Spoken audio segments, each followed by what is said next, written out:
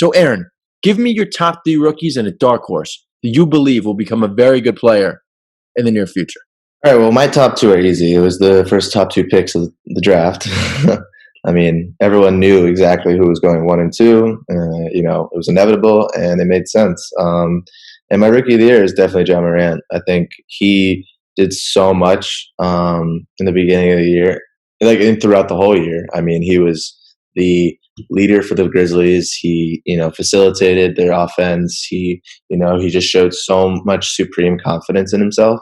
And then, obviously we saw Zion, turn it up in the second half of the season, but I didn't think it was enough to surpass John Morant. I mean, what we saw from John Morant was one of the best rookie seasons in the last few years. I mean, he had 3.4 win shares, which is a win share is how much one player contributes to a win. 3.4 is unbelievable for a rookie. That's, unseen before. And obviously, Zion second. He's a generational talent.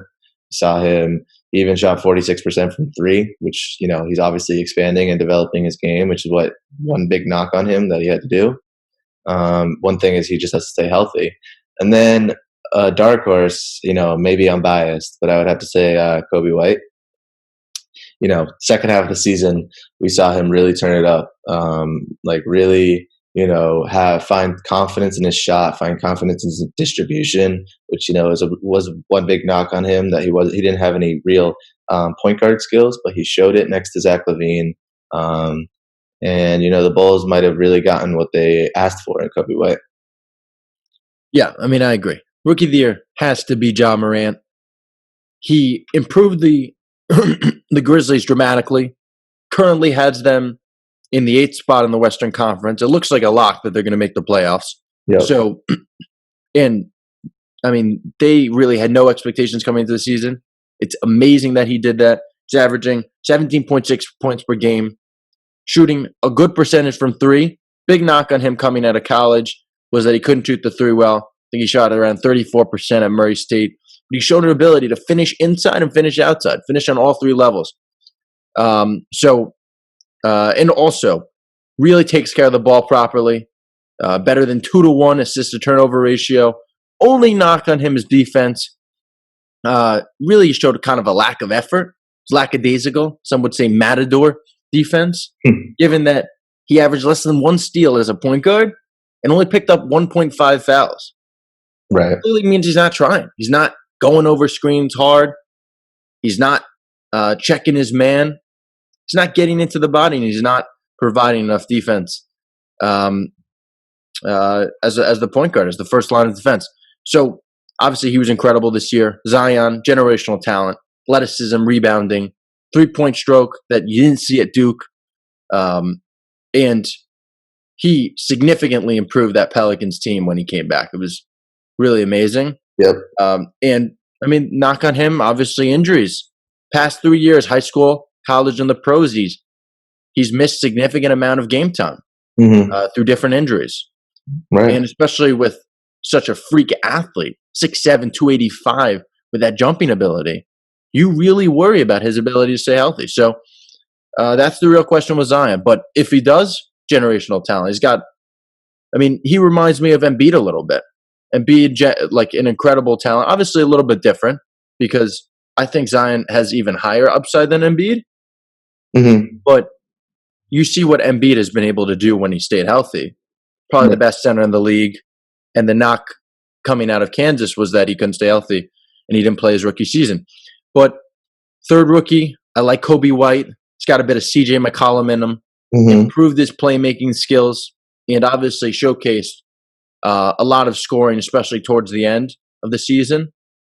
DeAndre Hunter, 3-and-D wing, showed an ability to shoot the three and contribute for a really bad Hawks team.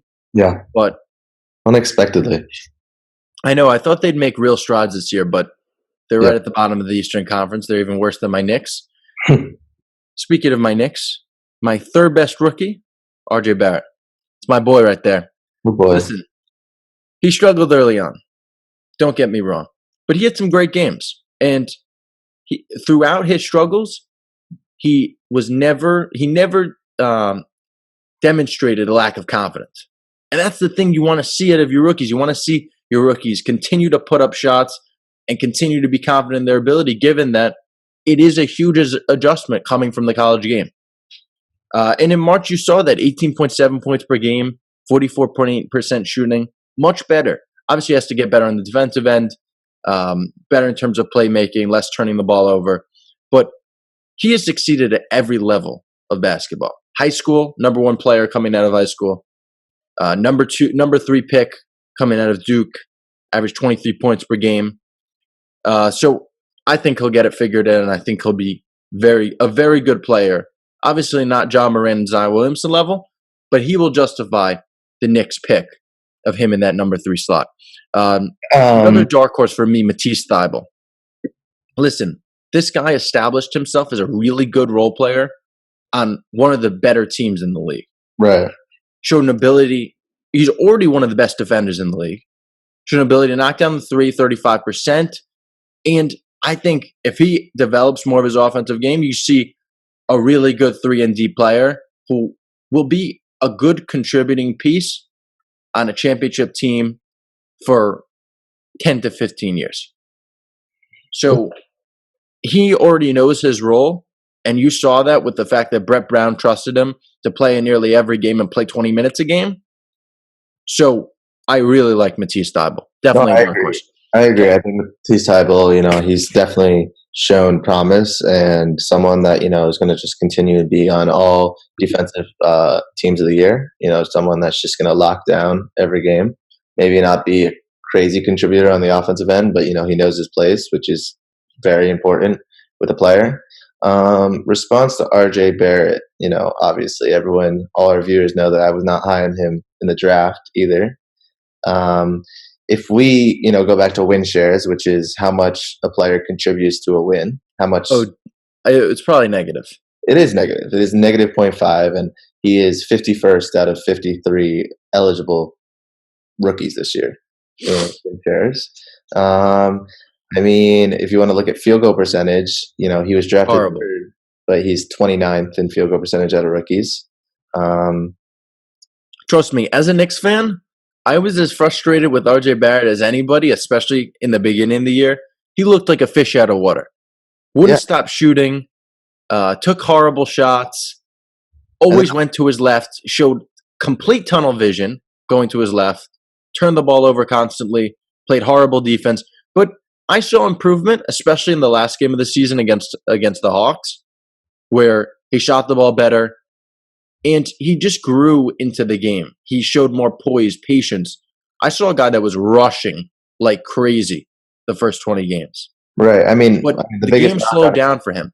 He succeeded at every level, and I think you saw glimpses of that towards the end. You saw glimpses of that with the Houston Rockets game where the Knicks knocked off the Rockets, where he knocked down the big basket for the Knicks. Mm-hmm. Obviously, he went to his left like usual, but still. The biggest knock on him was his free throw. At a player like that, 6'5", the 2 position, he should be able to those should be free buckets. And some place he should be getting 13, 14 times a game. He was 35th in the rookies in in free throw percentage at 61%. If he's not going to convert on those, I don't know what we're really going to see out of him, because, the big thing that people compared him to was like James Harden, someone that can just generate offense. Where does James Harden get most of his offense? It's from the free throw line. That's where he gets, his just patience in the game, his control. Like, he just continues to score at the free throw line.